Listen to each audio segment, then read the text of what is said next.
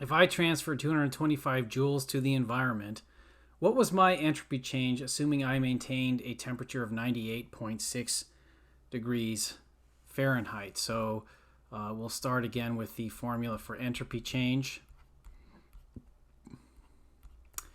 And in this case, the system is me, and we're talking about me transferring 225 joules into the environment that I reside in. So that means Q should be equal to that number, but I should be careful because I am transferring heat out. So that's really a cooling for me and should be quantified as a negative 225 joules since I am the system.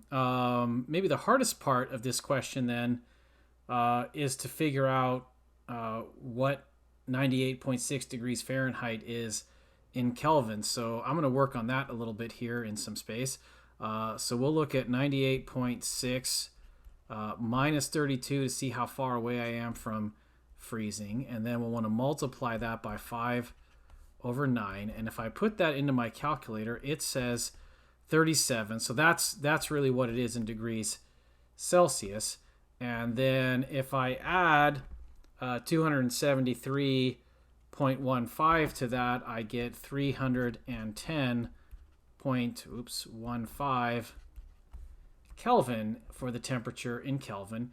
And I don't know if I need to say anything about reversibility here. I think in the last example, I've already argued that if I just imagine the environment being at the same temperature as me, that would be a reversible process. Since the system is me, it really doesn't matter that in reality probably my environment is not at 98.6 degrees Fahrenheit.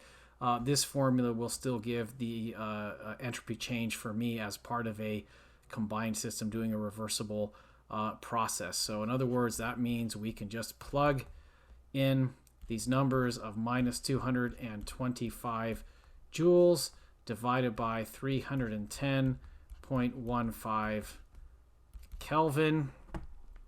And my calculator says that is negative 0.7254, etc. But I think we'll round that off as just 725. And that should be in joules per Kelvin. And it makes sense that this is a negative entropy change because I am, in fact, cooling down. So that decreases my overall entropy.